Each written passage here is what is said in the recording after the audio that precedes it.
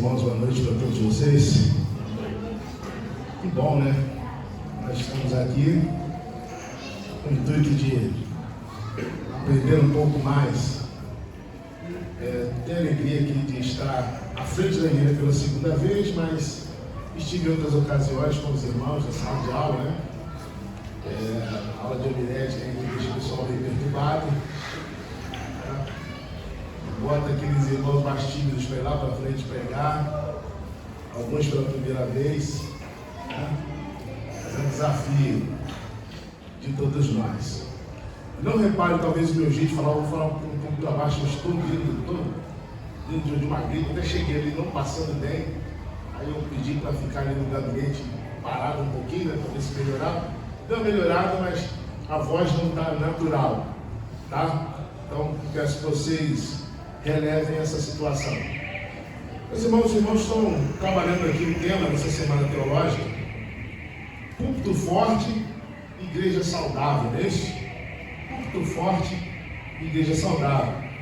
E o texto utilizado como base é o verso 5 de Tito 1, que diz assim: por esta causa te deixei em Creta, para que pusesses em ordem o que ainda não está, e que em cada cidade estabelecesses anciãos, como já te mandei. Mas vamos fazer um panorama aqui do texto. Eu sei que os irmãos tiveram bons palestrantes aí, é provável que eles já tenham discorrido sobre o texto, mas eu gosto sempre de ver o pano de fundo da passagem bíblica, por mais que nós possamos aí de repente usar outros textos, mas essa base da palavra dessa noite. Essa carta é chamada de carta pastoral de Paulo. Ele escreve para um dos seus discípulos, Tito, que estava pastoreando lá a igreja de Creta. Então Tito é um gentil convertido a Cristo, filho de pais gregos, e ele converteu-se pelo ministério de Paulo, segundo diz lá o Tito, versículo 4. Então ele foi ganho para Jesus ali, pelo apóstolo Paulo. E Tito também foi encarregado, irmãos, de levar a primeira e a segunda carta aos Coríntios, à igreja de Corinto. Ele foi o portador, ele foi aquele que levou a carta de Paulo para essas duas igrejas. Mas agora ele não está na mesma posição, a de portador, a de mensageiro. Agora ele está na posição de receptor, né? de destinatário da carta. Então agora mudou a posição. E essa carta de Tito, segundo estudiosos, foi escrita entre o ano 62 e 64 depois de Cristo. É uma carta doutrinária. E provavelmente Paulo a escreveu depois de sair da primeira prisão, né? Entre a sua primeira e a segunda prisão, ele retornou à ilha para consolidar o trabalho ali em Creta, um trabalho que já havia começado. Alguns vão dizer que foi pelo próprio Paulo, outros vão dizer que foram outros discípulos que começaram, mas ele deixou ali então Tito para organizar a igreja, para pastorear as igrejas da ilha de Creta. Tito deveria então organizar as comunidades eclesiásticas ali, as comunidades cristãs na ilha, estabelecendo ministros responsáveis, e deveria combater ali os falsos ensinos. Então Paulo está nesta carta, na verdade, ele está recapitulando o que já havia transmitido a Tito. Em suma, Paulo tinha por objetivo com essa carta encaminhar Zenas e Apolo para a igreja. Vocês podem ver isso no capítulo 3, versículo 13. Ele também queria pedir que Tito encontrasse em Nicópolis, assim que Ártemas e Tíquico chegassem. Quando um desses dois irmãos chegassem lá, ele faz o pedido que Tito se encontre com ele em Nicópolis. E em terceiro, Paulo, ele quer dar instruções sobre como a igreja deveria ser pastoreada. E a maior ênfase da carta de Paulo a Tito é justamente nessa questão de dar instruções sobre como a igreja deveria ser pastoreada. Então é o que toma a maior parte da carta. Tito deveria doutrinar a igreja, ensinar a igreja colocar as bases apostólicas sobre a igreja e combater os falsos mestres, valendo-se, claro, do preparo e levantamento de uma liderança local, de uma liderança capacitada. Agora, irmãos, outra coisa importante para a gente guardar aqui, fixar, é o local, né? A ilha de Creta. A ilha de Creta era uma grande e populosa ilha, era a maior do arquipélago grego. Talvez muitos não saibam, mas a palavra sincretismo, ela vem dos cretenses, tá? Porque em Creta, cada uma das cidades queria ser cada uma das cidades de Creta queria ser a mais autônoma possível. Vamos lembrar que eles estão debaixo do jugo romano também. Então, cada cidade queria ser mais independente do que a outra, mais independente em relação às demais. Somente quando estava em jogo a defesa contra um inimigo comum é que eles se uniam, é que eles somavam forças. Então, se tornando-se assim os sincretenses, da onde se tira a palavra sincretismo, porque ocorria o grande sincretismo. Cada cidadezinha ali tinha os seus deuses, os seus ídolos. Pode-se dizer que em Creta era uma terra que, em matéria de religiosidade, sincretismo, tudo que plantasse dava. Assim sendo, nessa ilha, toda sorte de cultos, religiões, filosofias e linhas de pensamentos eram encontradas ali. Essa ilha ocupava uma posição privilegiada no centro do Mediterrâneo, mas ela entrou em declínio, digamos, cultural, social, com o passar do tempo. No reinado de Augusto, os habitantes de Creta passaram a ser considerados como bárbaros, atrasados, toscos, vistos até como um certo desprezo. William Barclay disse que a igreja ali em Creta era uma ilha de cristianismo, tá, cercada por um mar de paganismo. Essa era a situação da igreja ali, da cidade de Creta. A ilha de Creta era uma região fortemente marcada pela imoralidade e pelas heresias. E essas igrejas ainda novas estavam correndo sério risco de serem atingidas por esses dois grandes males. Que grandes males? A imoralidade e as heresias. Parece que alguma coisa parecida com os dias atuais. O autor John Stott dizia que os tempos que nós vivemos, que é muito parecido, que é o tempo pós-moderno, essa era nossa chamada de pós-modernismo, apresenta uma liderança em crise, e ela apresenta também igrejas em crise. Liderança em crise, igrejas em crise. Eu me atrevo a acrescentar algo aí. Púlpitos em crise. Ensino no meio. Liderança, púlpito em crise, por consequência, igrejas em crise. Antes de qualquer coisa, irmãos, agora, já vendo o pano de fundo da carta de Paulo a Tito, situação da cidade de Creta, eu queria que nós entendêssemos aqui brevemente que esse tempo que nós vivemos é o tempo da pós-modernidade, segundo a maioria dos estudiosos. Pós-modernidade é um movimento cultural, um movimento da cultura, que ela começa a ver com desconfiança tudo que é racional, tudo que vem da era moderna. Os princípios racionais são vistos como um certo desprezo, como era no tempo moderno. Que no tempo moderno os princípios racionais eram supostamente universais. Isso tudo por ocasião do iluminismo. Então o pós-modernismo traz em seu bojo essa contrariedade ao que é até científico, ao que é racional.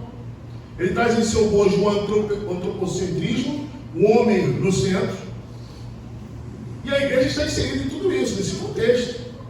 Nós temos hoje muitos irmãos com a mente pós-moderna.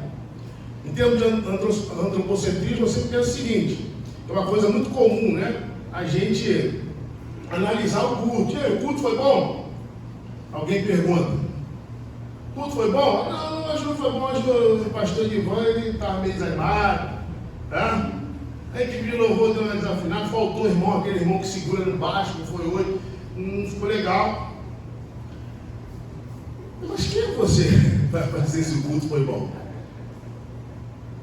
Porque o culto deve ser cristocêntrico, né? Quem avalia a qualidade de um culto não somos nós, é Deus. E Deus não avalia segundo os nossos olhares, segundo as nossas concepções, segundo aquilo que nós podemos ver e enxergar. Deus é outra coisa, Deus vê Deus vê o coração, Deus vê a sua intenção. Mas hoje vamos fazer um culto para agradar as pessoas. Isso é um antropocentrismo que vem ali dentro da era pós-moderna. E esse antropocentrismo, ele favorece o quê? O secularismo. Porque já que o homem é o centro das coisas agora, e não mais Deus, já que o homem é centro, então, o que é sagrado, deixa para lá. O sagrado atrapalha o homem, o ser humano, vai ter que agradar quem? Uma divindade. Ele traz consigo também o hedonismo, o prazer, né? O que importa, se eu gostei, se eu sinto prazer, eu me diverti, eu me senti bem, né?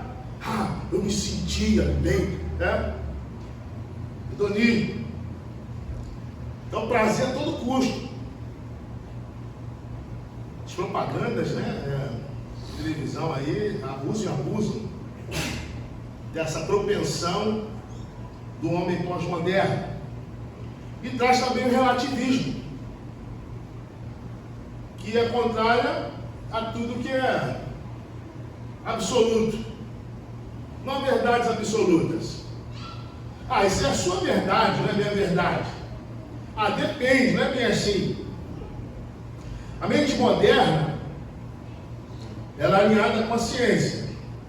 A mente pós-moderna valoriza o sentimento. Eu, no meu primeiro ano de ministério, há 16 anos atrás, no primeiro ano como pastor presidente, eu fui visitar uma irmã que estava indo para outra igreja, uma igreja de uma denominação, uma doutrina totalmente diferente, né? Então eu fui lá com a minha Bíblia, equipado, preparado, né? E passei 4 horas com aquela irmã ali, só sobre doutrina do Espírito Santo. Eu gostava demais. O primeiro assunto que eu dominei antes de ser dito no seminário foi a doutrina do Espírito Santo. Eu queria tanto obedecer ao Espírito Santo que eu perguntava tanto ao irmão da igreja, lá no da igreja que estava no seminário, que uma vez ele de joelho pegou 16 livros e me entregou, vai lá, estuda isso aqui. Aí eu falei, tá bom, 2 semanas depois eu ouvi tudo, já está ali tudo. Então, eu cheguei lá, falei, poxa, eu vou desconstruir o que está na cabeça dela. E comecei, 4 horas. Né? Depois, no final de tudo, eu perguntei, e aí, como é que vai ser? Pastor, eu vou ficar lá na igreja mesmo que eu quero ir. Aí um pastor com a mente moderna, né, querendo trabalhar com a irmã com a mente pós-moderna. E eu falei, irmã, mas a irmã entendeu? O que a irmã entendeu? Ela repetiu quase tudo. Né? Não, eu entendi isso, que a Bíblia diz isso, que lá em Atos aconteceu dessa maneira, desse jeito, que eu estava em Coríntios é outra coisa. Falei lá, então, mas e daí? Mas pastor, mas eu quero por quê? Porque lá eu me sinto bem. Porque lá eu me sinto bem. Em outras palavras, ela está dizendo, para mim o que vale é o que eu sinto. Eu sei que você está falando a verdade, mas eu me sinto bem lá. E saiu cabisbaixo, sem entender, porque eu não entendi esse negócio de ela, de mundo pós-moderno, não entendi nada disso. E eu saí ali decepcionado. Porque eu achei que o meu conhecimento ia ajudar a resolver aquela situação. E aquela irmã partiu. Então, minha tristeza em perder o membro da igreja. Eu fiquei muito triste. Muito triste. Depois a gente acostuma, né? Isso aí. Então eu estou tentando convencer. As pessoas não querem conhecer, mas sentir. É isso, elas querem sentir. Pior do que simplesmente o espírito do pós-modernismo, pior do que simplesmente estarmos sofrendo o espírito do pós-modernismo, estamos sofrendo essa ditadura que vem com ele, que é a ditadura do relativismo. Onde, como adiantei, é proibir. Onde não tem nada a ver. Não existe verdade absoluta. E Tito tinha que se deparar com uma coisa parecida com isso aí. Com o sincretismo. Com uma cidade, uma ilha, que politeísta, que adotou o paganismo. E a igreja é uma ilha dentro dessa ilha. Então Paulo, em suma, ele está falando, ô Tito, eu te coloquei aí, e você tem que fazer desse local, do seu ministério, um púlpito forte, para que as igrejas sejam saudáveis. É isso aí. Então o que a gente pode aprender aqui com esses versos, com esses poucos versos, e com o contexto, pano de fundo da carta de Paulo a Tito? Primeira coisa é que púlpito forte, igreja saudável, é consequência da noção bíblica do papel do pregador. Guardem isso. Púlpito forte e igreja saudável é consequência da noção bíblica do papel do pregador. Como eu adiantei, irmãos, ao menos duas vezes, Tito exerceu outro papel. O papel de portador das epístolas paulinas. Mas agora não, agora ele era um destinatário. Irmãos, nós somos portadores ou destinatários. Sempre. Jamais os remetentes. O remetente é Deus. Porque Paulo, que está enviando a mensagem aqui, ele está enviando a palavra de Deus. Ele é o apóstolo, que está enviando a mensagem de Deus. Então o remetente é Deus. Nós não podemos mudar a mensagem, irmãos. Nós somos portadores da mensagem ou somos receptores da mensagem. Destinatários da mensagem, mas jamais os remetentes. Esse papel compete a Deus. Irmãos, os pós-modernistas afirmam que é um erro atribuir qualquer significado a um texto, porque é relativo. Que significado? Mesmo aquilo que o autor queria dizer, não importa o que o autor queria dizer, o que importa é como vai chegar para mim. É como está a minha vida, como eu vou receber, como eu vou compreender. É o leitor, dizem os pós-modernistas, quem estabelece o significado. E não há controles que limitem o significado que possa ser atribuído. É isso que é dito, em outras palavras, pela mente pós-moderna. Então, por isso que você vê aí, né? A mensagem não é bem assim. Não, a Bíblia é legal, mas não é bem desse jeito. Tá? Porque hoje nós estamos vivendo uma nova época, entendeu? Então a interpretação cabe a justamente aquele que recebeu. E o remetente deixa de lá. Interessante que ninguém é pós-moderno quando vai interpretar as descrições de uma bula de remédio. Ou, por exemplo, de uma descrição de um veneno de rato. Ou trocar as coisas da pessoa. Não, eu quero interpretar a bula do remédio como veneno de rato. E o veneno de rato eu vou tomar, eu vou interpretar como veneno, como remédio. Não fazer isso. Irmãos, a mensagem de Deus, ela não pode ser mudada. Deus é mesmo ontem, hoje e será eternamente. Não podemos esquecer isso. Não cabe ao mensageiro mudar a mensagem. E não cabe aquele que recebe interpretar da sua maneira. Essa parte eu gosto, essa aqui eu não gosto. Essa aqui eu vou botar do meu jeito. Não é desse jeito. A Bíblia não é assim. A pregação do Evangelho pode ser assim. Por mais que haja uma pressão social para que nós nos calemos em determinadas coisas, por mais que haja uma pressão social para que nós mudemos em determinadas coisas, mas a mensagem continua sendo a daquele que enviou. Amém. Foi Deus que enviou. Aleluia. Devemos reverenciar o lugar de Deus. Eu me lembro de Saul. O rei Saul, está lá em 1 Samuel. Ele está desesperado, porque ele está ali no arraial e os filisteus estão ameaçando. E Samuel, que deveria começar o culto ali, deveria fazer o sacrifício antes da guerra, Samuel não chegou. Falou que ia levar 7 dias, chegou o 7º dia, Samuel não chegou, ele está desesperado. E os soldados de Saul estão morrendo de medo, estão indo embora. Aí o que Saul faz? Saul vai lá, se veste de sacerdote, vai lá, ele mesmo faz sacrifício. Quando ele está terminando o sacrifício, Saul chega. O que você está fazendo? É interessante que Deus não atrasa, né? Ele falou 7 dias, chegou em 7 dias. Chegou lá, o que você está fazendo? Não, eu vi que você não chegava e os soldados estavam indo embora com medo, então fui e fiz sacrifício, que é para não. Aí Samuel repreende Saul e diz: agora você está perdendo o reinado, porque Deus já tem um homem segundo o coração dele. Você não reverencia o lugar de Deus. Irmãos, o sacerdote representava Deus diante dos homens e o homem diante de Deus. Na hora de fazer o sacrifício ali, ele não estava falando, não era Deus falando com os homens, era ele para Deus, né?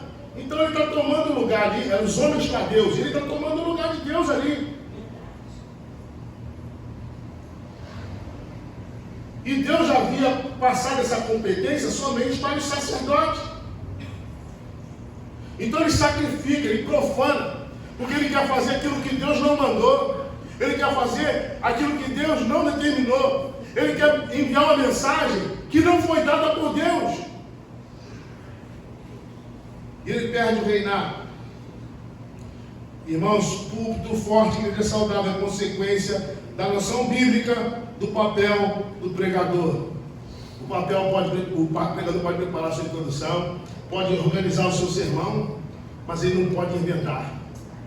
Ele não pode omitir aquilo que Deus deu. Ele não pode enfeitar o pavor, ele não pode inserir nada. E nem retirar nada. Mas para Saul, irmãos, qualquer relação com o tempo de hoje deve ser mera coincidência. Para Saul, a aceitação popular tinha mais peso do que a ordenança divina. E a gente está encontrando muita gente assim, um pregador, um pastor assim, onde eles valorizam mais a aceitação popular do que a ordem de Deus. Mas púlpito forte, igreja saudável, é consequência da noção bíblica do papel do pregador. Meus irmãos, amigos, seminaristas, não se esqueça o seu papel. Você é um dispenseiro, você é um pregador, mas você não é o dono da mensagem. Segunda coisa que eu quero destacar é que púlpito forte e igreja saudável é fruto da coesão entre o conhecimento bíblico e a conduta. Púlpito forte, igreja saudável, é fruto da coesão entre o conhecimento bíblico e a conduta. Vejam bem, irmãos, Paulo escreve essa carta a Tito. E diferente das outras cartas que ele havia escrito, como por exemplo a Epístola aos Romanos, a Epístola aos Gálatas, essa carta, ela não se ocupa de explicar ou defender determinada doutrina. Porque a maioria das cartas de Paulo, ele se ocupa de ensinar doutrina. Aqui ele só está cobrando que Tito doutrine. Mas por que isso? Ele não se ocupa de explicar ou defender doutrina. Nós podemos supor que ele confiava na capacidade de Tito, no conhecimento teológico de Tito, De tal maneira que ele não precisava falar essas coisas numa carta. A questão de Paulo não tem a ver com o ensinamento teológico de Tito. A questão com Paulo tem a ver com a execução daquilo que Tito já conhecia. E ele está lembrando, eu já te deixei para quê? Eu deixei para você nessa ilha para fazer isso. Ele está relembrando o que era para ele fazer. Irmãos, Paulo está dizendo, ó, você conhece, né? Mas falta o quê? Aplicar aí no ministério. Aplicar. O que foi aprendido precisa ser praticado. Nós não somos filósofos da Torre de Marfim. O relativista incentiva um conhecimento que não pode ser passado. Afinal, cada um tem sua própria verdade, né? Cada um tem sua própria verdade. Cada um sabe por que faz, por que não faz. Por que pratica, por que não pratica. Não me julga não, hein? Quem você vai me julgar? Mas para Paulo, a palavra era normativa, não relativa. Os desígnios de Deus eram absolutos. Coloque em prática, Tito. Eu me lembro da passagem de Paulo em Atenas, que ele chega ali, né? Vamos ver aqui, para ficar melhor se a gente ler. Eu até não esqueci, tem como conseguiu colocar? Isso, Atos. Dá para a gente ver? Atos 17, partindo do versículo 16. Vamos ler, irmãos. E enquanto Paulo os esperava em Atenas, o seu espírito se comovia em si mesmo, vendo a cidade tão entregue à idolatria. Para aí. Paulo chega em Atenas e vendo a cidade entregue à idolatria, o que acontece com ele? Aqui o texto está abrandando, né? Essa versão, né? O espírito se comovia. Tem versões que ele estava revoltado. Não sei se na sua versão está assim. Ele se revolta. Ele fica irado, por causa do espírito ali de idolatria. Versículos 17 diante, vamos lá. De sorte que disputava na sinagoga com os judeus e religiosos, e todos os dias na praça com os que se apresentavam. E alguns dos filósofos epicureus e estoicos contendiam com ele, e uns diziam: o que quer dizer este parolê? E outros: parece que é pregador de Deus estranho, porque eles anunciavam a Jesus e a ressurreição. Tem gente que está zombando, mas isso é coisa infantil. Irmãos, pessoal da televisão, pessoal da mídia, os famosos, que a gente crê em coisa tola, em coisa atrasada. Atrasados são eles com esse argumento, porque Paulo já sofria isso lá em Atos. Já sofria. Irmãos, mas para Paulo a palavra era normativa. E o que acontece com Paulo, irmãos? Ele, quando vê a cidade ali idolatria, não, cada um tem o seu Deus, cada um tem o seu... Não, ele vai o quê? Para pregar a palavra, ele vai para pregar o evangelho. E mais do que isso, ele está tão intrinsecamente ligado à palavra, à verdade, ele está tão ligado a tanta coesão entre o conhecimento que ele tem com a vida dele, que ele se revolta, ele se ira com a idolatria. A coesão entre vida e aquilo que se crê, aquilo que se sabe, aquilo que se lê, aquilo que se estuda. O que revoltou Paulo? O espírito de idolatria. Mas, irmãos, o que está revoltando a nossa gente hoje? O que está revoltando os crentes hoje? O crente imergido no espírito pós-moderno não se revolta com a corrupção do país. O crente imergido no espírito pós-moderno, ele não se revolta com a pornografia da Rede Globo. Ele não fica chateado com a ideologia de gênero nas escolas. Ele não fica irado com o banheiro neutro nas escolas. A pedofilia não incomoda.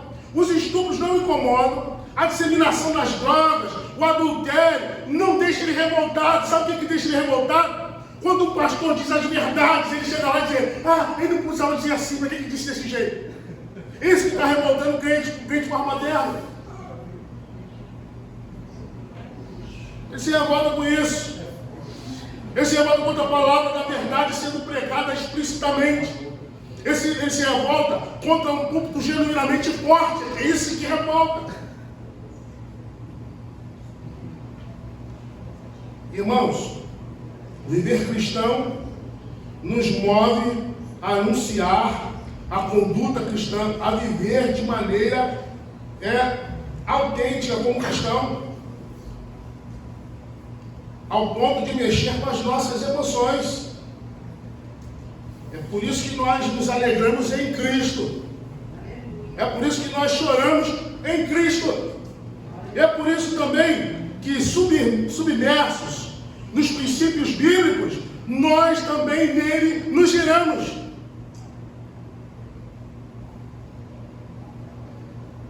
Porque culto forte, igrejas saudáveis, culto forte, igreja saudável é fruto da coesão entre conhecimento bíblico e a conduta. Terceira coisa, irmãos, que eu quero salientar nessa noite. Culto forte, igreja saudável, provém da diligência no ensino bíblico. O púlpito precisa ser diligente no ensino da palavra de Deus. Precisa ser persistente, correto em ensinar a palavra de Deus. Irmãos, Paulo não havia tido tempo necessário, suficiente para pôr em ordem. Por que ele pede para Tito pôr em ordem? Mas Paulo não passou lá? Fica assim, não passou? Não teve lá em Creta? Por que ele não pôs em ordem lá? Porque não deu tempo. Ele ficou um tempo lá, mas não foi suficiente para deixar em ordem. Pôr em ordem é um processo. Não se resolve no estalar de dedos. É dedicação, é vida, é dia após dia. A mente relativista diz que não devemos nos ocupar da doutrina, mas, vai evangelizar, você vai evangelizar? Para que falar para crente, né? Crente já ouve tantas, estou cansado, estou cansado de pregar para crente. Toda vez que eu ouço alguém falar isso, geralmente alguém problemático na igreja, sabe? Que não aprendeu a lidar com os irmãos, não aprendeu a ser criticado, não aprendeu a ser doutrinado, né? Mas estou cansado de falar para crente. Porque o não crente não te conhece, a gente faz a vontade, né? A mente pai moderna.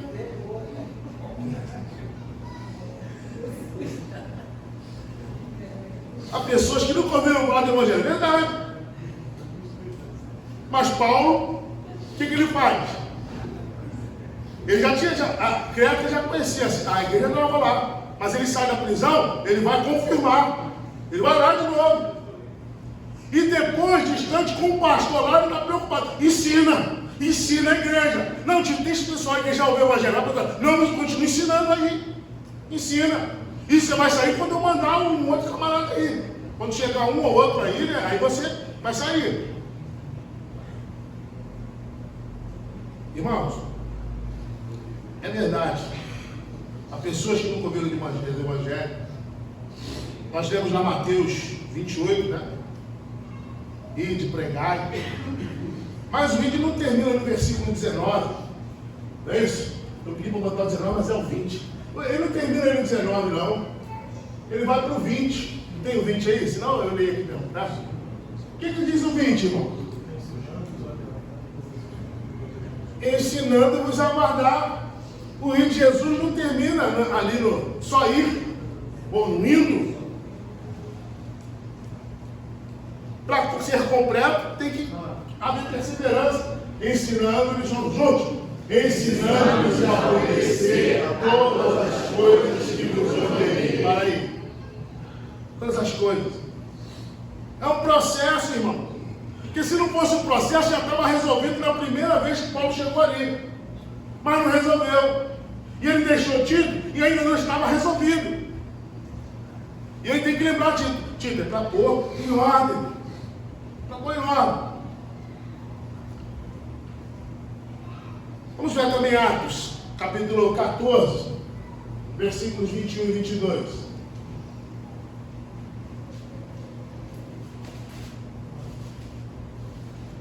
Juntos.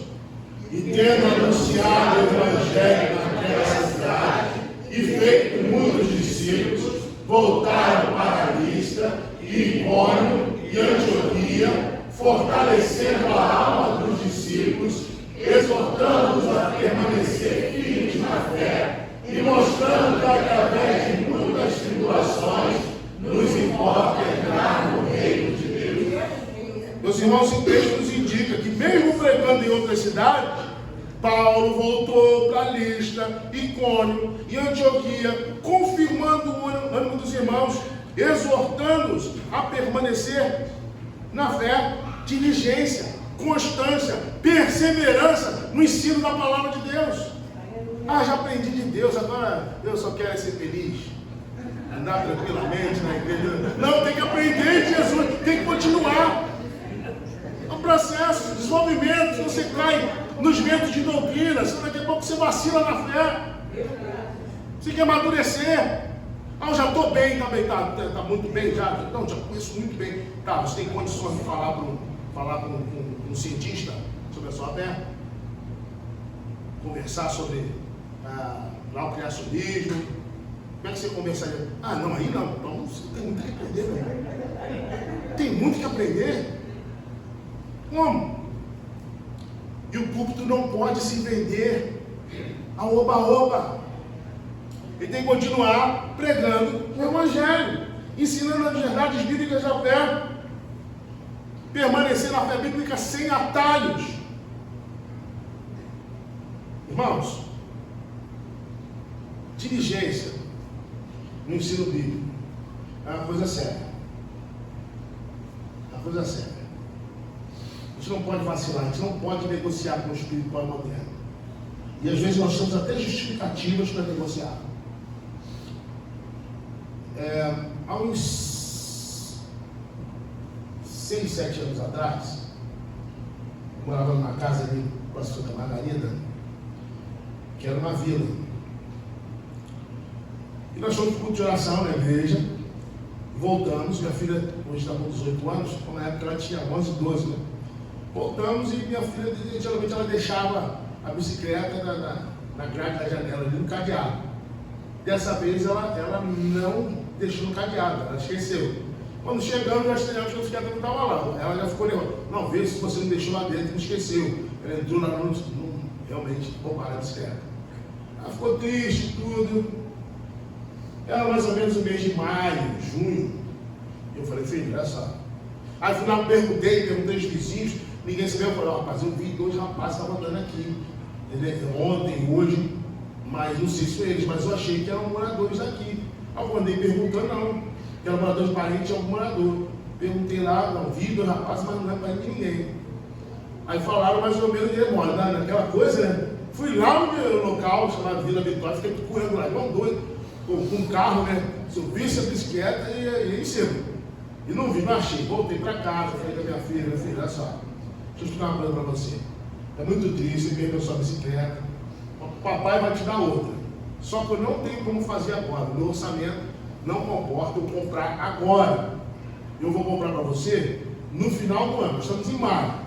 No final do ano, você concorda? Tá bom assim? Tá bom. Então, no final do ano, o papai vai te dar outra bicicleta.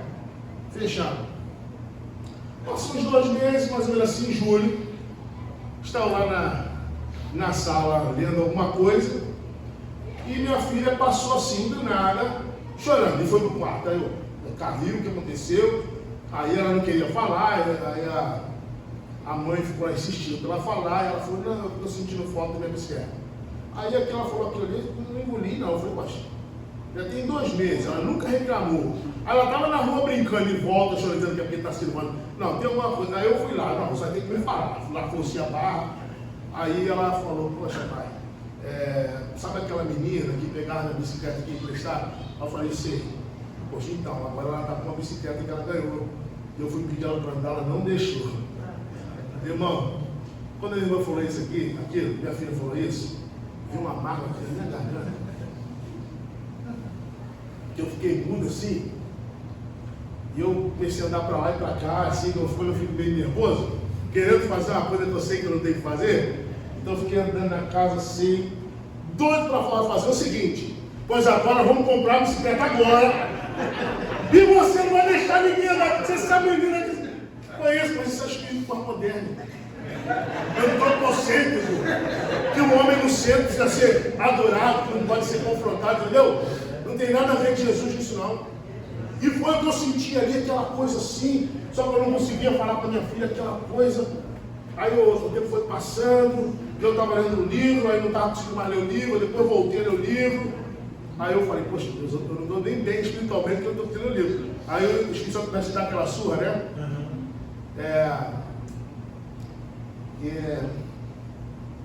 Eu invejo alguns irmãos que dizem assim, quando vai testemunhar do que Deus falou para eles assim, Deus falou, meu filho, não sei o que, Deus falou, eu sou cabeçudo. É assim que ele vai falar comigo. Eu entendo assim, né? Estou brincando, é como eu me refiro a mim quando eu estou vacilando. Aí ele falou, vem cá, você vai comprar a bicicleta para sua filha? Agora, você não disse para ela que não tem condições de comprar, que só poderia no final do ano? Então, por causa do seu orgulho ferido agora, você vai lá, você agora vai dar um péssimo testemunho se você comprar essa bicicleta, porque você não está ensinando ela a administrar o dinheiro no futuro. E não é assim que se age com irresponsabilidade, no calor da emoção. Então, sua filha precisa de um aconselhamento bíblico, cristão. E eu já apanhei ali, irmão, já sabia que eu tinha que começar, mas eu não tive coragem ainda. Eu fiquei chorando até de noite. Aí eu orei a Deus, aí fui lá, à noite, fui lá no quarto da minha filha e falei, filho, o papai está muito triste porque aconteceu isso com você. Eu queria muito te dar a bicicleta agora que você está querendo, mas como eu falei, eu só vou poder dar no final do ano mesmo, tá? Entendeu? Não estou entendendo, pai. Agora deixa eu dizer uma coisa. Sabe o que essa menina fez com você? Ela não conhece. Ela fez porque ela não foi ensinada no princípio cristão. Ela aprendeu sobre a Bíblia diz que devemos compartilhar, repartir, tal. Por isso que ela não sabe. Então não fique com raiva dela, não. Porque ela não aprendeu, mas você pode depois, com a sua amizade com ela, ensinar essas coisas para ela. E quando a gente comprar a bicicleta, você vai deixar ela andar se ela precisa, se ela pedir. Você entendeu, meu filho? Entendi. E por que nós vamos fazer? Porque nós somos de Jesus. Isso mesmo, porque nós somos de Jesus. Aleluia. Irmãos, a primeira coisa que eu fiz com a minha filha, aquilo tirou a raiva do meu coração. Tirei a tristeza do coração dela. Ensinei ela sobre a administração de finanças e sobre perdão. Você está entendendo, irmão? Diligência no ensino da palavra de Deus. E às vezes, o púlpito é a sua família. Está entendendo? O púlpito é a sua família. Púlpito forte, igreja saudável, provém da diligência no ensino bíblico. O melhor ensinamento que eu posso dar para os meus irmãos, para a minha igreja, não vem dos espíritos antropocêntricos pós-modernos. Vem da palavra de Deus. Palavra de Deus. Não se esqueça disso, meu irmão. Não se esqueça disso, minha irmã. Quarta e última coisa. Púlpito forte, igreja saudável, decorre da confiança no poder de Deus mediante sua palavra. Decorre da confiança no poder de Deus mediante sua palavra. Meus irmãos, Paulo, bem antes do versículo 5, dele falar, olha, eu te coloquei em Creta para isso. Lá nos versos 3 e 4, a gente pode ler? Não, 2 e 3, 5, 2 e 3. Olha o que ele diz lá. A esperança da vida eterna. Isso é muito importante para a gente, irmão. A vida eterna, a esperança da vida eterna. Que o Deus que não pode mentir prometeu antes dos tempos eternos e em tempos devidos manifestou sua palavra mediante a revelação. Paulo entende que foi salvo. pela palavra de Deus, pelo Deus da palavra. E ele valoriza esse ministério que é o da pregação. E por isso que Tito tem que organizar a igreja com a liderança capaz de conduzir, de ensinar. É por isso que Paulo, em Romanos 1, versículo 16, diz assim: porque não me envergonho do Evangelho, porque é o poder de Deus para a salvação de todo aquele que crê. Tito precisava confiar no poder de Deus mediante a palavra. Tito, a ordem que você vai colocar aí é de Deus. Ela vem da palavra de Deus. Por mais que os ventos sejam contrários, por mais que o território seja hostil, o Evangelho é o poder de Deus. Meus irmãos, segundo nosso relativismo cultural, não existe verdade absoluta. Se existe, não deve ser pregada. É o que dizem hoje. Se pregada, porque querem até mudar aí a Bíblia, né? Tirar alguns versos da Bíblia. Se pregada apenas de modo positivo, sem criticar quem pensa diferente. Nesta era terrível de oposição ao absoluto, o talvez virou novo sim. Nos dias atuais, o apóstolo Paulo, que declarava: mas eu sei, estou certo, seria sucumbido. Seria tido não apenas como orgulhoso, mas como um anticristão, um inimigo da cruz de Cristo. Mas o Evangelho é o poder de Deus. Glória a Deus. Quando eu estava preparando essa mensagem, estava lá: Deus, tem misericórdia de mim, né? Semana teológica, vai estar um pastor Ivan lá, que é outro patamar. Vai estar lá um mestre Aloysio lá. Complicado. Se eu soubesse que o pastor Balbino estava aqui, eu não vinha. Mas, irmãos, brincadeiras à parte, eu sei que não se trata de mim. Não é minha habilidade de falar, ou simplesmente meu estudo, por mais diligência que haja, mas é o poder que há no Evangelho de transformar, de impactar. Que, irmãos, não é confiando em mim que eu tenho a plena convicção de que tem gente sendo atingida por Deus nessa noite. Eu sei, porque Deus é Deus de propósito, Deus é Deus de desígnio. E o que está sendo pregado, anunciado, é a palavra dele que tem poder.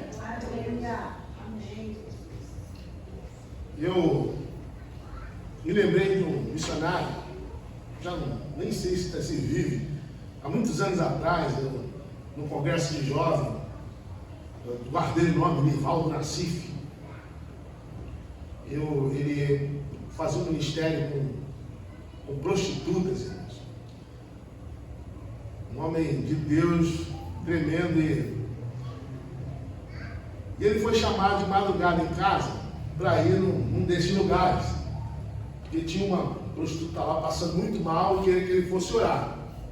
E aí não queria, porque ele falou: Deus, eu não vou para orar para a pessoa que está doente ficar boa. Eu pego o Evangelho para tirar ele lá. E com essa prostituta, ele já havia falado várias vezes com essa galera, não queria nada. Mas ele foi insistir, ele foi de madrugada, cheio de sono, foi lá e começou a pregar o Evangelho para ela. E o Evangelho cru, seco ali. Você precisa receber Jesus. Se essa doença te matar, agora você vai para o inferno. E pregou para ela ali, a mulher está lá sofrendo. Aí no final: bora por aí, pastor. Ela falou: tá bom, vou orar. Aí Deus: só cura Deus se for para mudar a dessa mulher. Se não, para curar, para ela voltar para o que está fazendo. Aí ele orou pela mulher. A mulher melhorou na hora, irmãos. Ele foi para casa, né? Aí lá da casa dele, dia seguinte ele está monitorando. E aí? Como é que está aqui trabalhando? Está diante de Deus. A filha estava lá, o senhor curou aquela mulher agora. Ela está lá de novo nesse trabalho lá. O que adiantou pregar? Aí, um dia depois, batei na porta dele. Quando ele abre a porta, um homem de 2 metros de altura. E ele falou, quero falar com um homem que esteve lá no tal lugar. Eu falei, eu te esperava, poxa, esse deve ser um... E achou que eu estava com a mulher, vai me matar. Aí, tá vendo, Deus, você mandou um negócio desse. E ele parou aqueles segundos assim, com o homem na porta e disse, foi eu. E ele falou, foi eu, o homem caiu no joelho chorando copiosamente. Me ajuda, minha vida precisa ser salva, eu quero receber Jesus. O que aconteceu? Não, aí ele contou que ele esteve naquele lugar e foi contar a vida dele, o problema que ele estava vendo com essa mulher. E essa mulher pregou tudo que o pastor havia pregado para ele. E ele dali se converteu a Jesus, irmão. É o poder de Deus no meio do evangelho, irmão. É a palavra de Deus. Não se trata do mensageiro, não sabe daquilo que você sabe, mas do Senhor da palavra. Irmãos, hoje, aconteceu chamar aqui o pastor Ivan, ele falar aqui para os irmãos. Ele vai ouvir uma mensagem aqui de 5 minutos, de 5 segundos, e vai dizer qual foi a minha mensagem hoje, de 5 segundos. Um sermão que eu preguei de 5 segundos. Para essa irmã que mandou a seguinte mensagem para mim, olha a mensagem da irmã. Boa tarde. Não quero mais ser líder. Não estou preparada. Não falo bem. Isso não é meu dom. Você ouve, depois você fala bem alto aqui no microfone.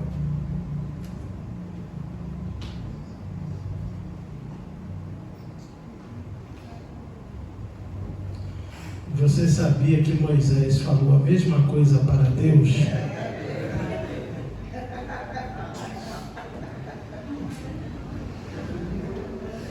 Não, pregadores. Ela tinha que entender que não é ela. É a habilidade dela. A habilidade é do Senhor. É o Senhor que toca os corações. Essa foi a primeira parte. A segunda parte vai ser quando eu vou visitar amanhã. E quando eu vou visitar amanhã, eu vou levar a lista de pessoas que já foram abençoadas por ela. Pela mensagem, pelas ocasiões em que ela foi canal, em levar a palavra de Deus. Eu estou preocupado com o horário, pastor.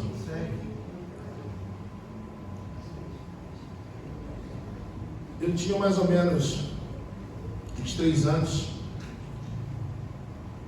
Sou nascido e criado lá no Jacarezinho, comunidade. Já tenho 24 anos desde que eu casei e vim morar em Campo Grande.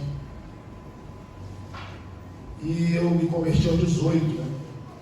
E logo comecei a trabalhar com evangelismo na igreja. E eu, nessa época, era o relator da comissão de evangelismo. E eu comecei a fazer trabalho no presídio. Conheci um irmão, que depois se tornou pastor, o irmão Israel, pastor Israel. Esse pastor ele tem uma conversão tremenda, né? Porque esse homem foi o representante do cartel de Cali, nos anos 80, no Rio de Janeiro.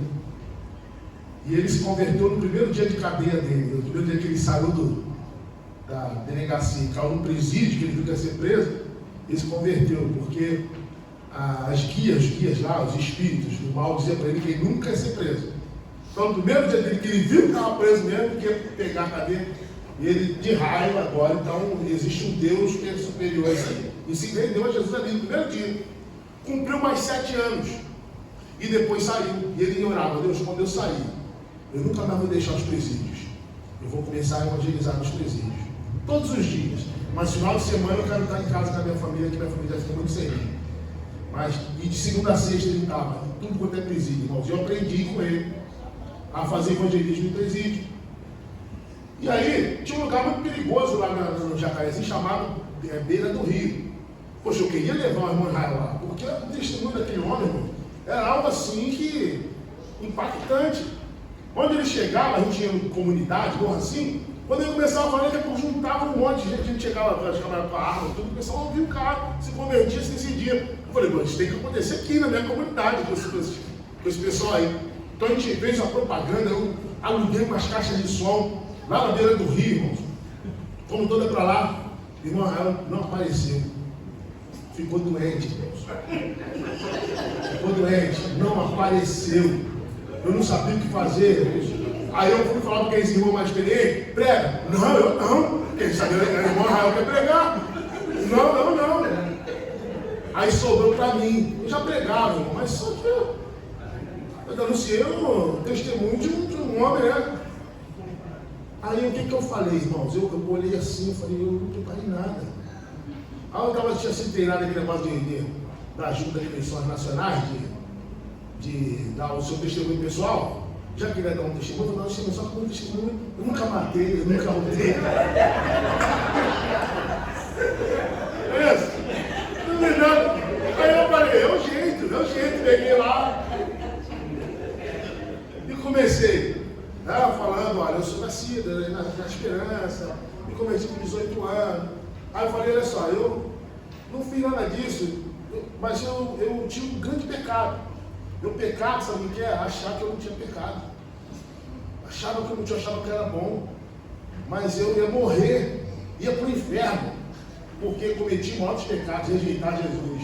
Então, 10 minutos, eu me namorei, eu fui para casa com aquele sentimento de derrota. Casei, passaram 6 anos.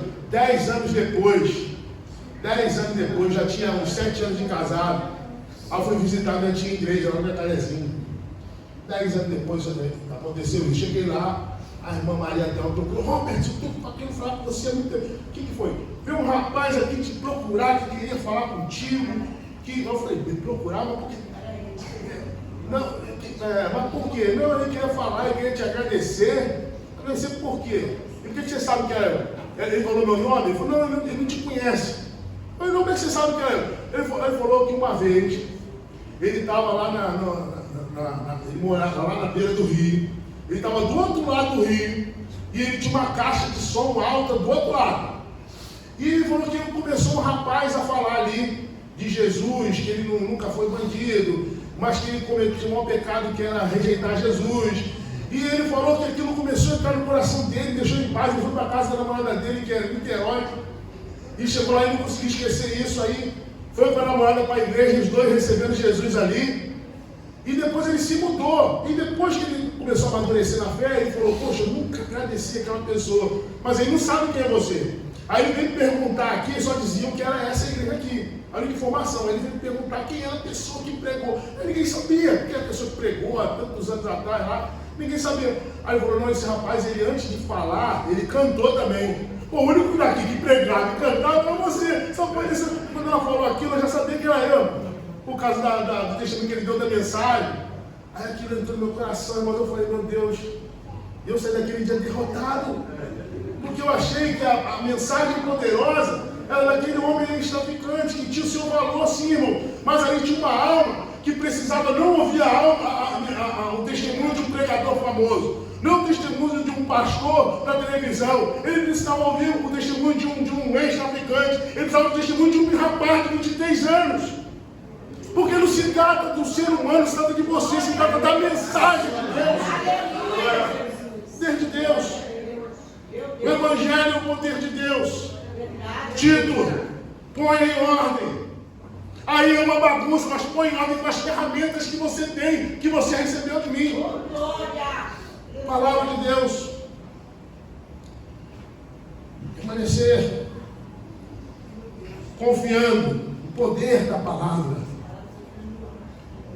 Nós queremos às vezes prevalecer, irmãos, no mundo de hoje, com raciocínio lógico.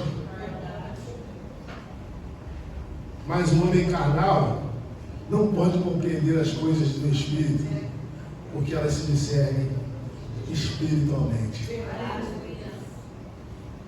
Eu demorei a entender isso. Não parei de perder tempo com quem não quer ouvir, com quem você usar razão. Você não vai usar, tentar convencer, não resolve. Aquela pessoa, um dia, ela pode estar chorando. E dar-lhe, não servir de ombro amigo para ela. Ela pode estar passando por um drama no seu casamento. E Freud, não ceder o seu peito para ela chorar. Ela pode estar um dia vivendo uma amargura tão grande que Nietzsche não vai resolver, Paulo Freire não vai ter resposta, mas o Evangelho tem a resposta. Amém. Aleluia. Então, irmãos, fiquemos com essas 4 coisas. Muito forte. Igreja saudável. É consequência da noção bíblica do papel do pregador. É fruto da coesão entre o conhecimento bíblico e a conduta.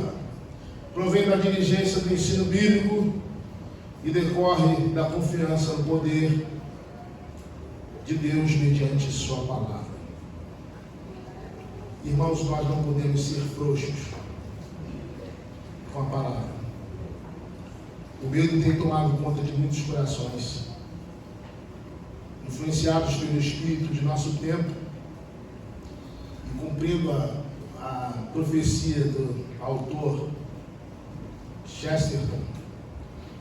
Nossa pregação está cada vez mais humilde, e humilde é a palavra pós-moderna para covarde. Agora o cristão comum fala da Bíblia como sendo, é verdade, tá? Fala da salvação como algo que porque funcionou comigo. Fala da existência de Deus como eu posso estar errado. Evitamos diante de tudo isso temas que soem mal aos ouvidos dos incrédulos. Não falamos da gravidade do pecado, não falamos da ira de Deus, não falamos sobre a eternidade, não falamos sobre o inferno, porque temos medo. Que Deus nos livre disso. Eu só quero concluir lembrando uma história que é contada, que dizem que Alexandre Grande se deparou com um soldado que havia fugido com medo do inimigo. E ele se aproxima daquele soldado e pergunta: qual é o seu nome? E o soldado diz: Alexandre. Como é que é? Qual é o seu nome? Alexandre. Ele vai lá e segura aquele soldado e diz: ou muda o seu procedimento, ou mude de nome. Meus queridos irmãos, ou façamos dos nossos púlpitos púlpito forte de propagação da palavra de Deus, ou jamais preguemos a palavra. Amém?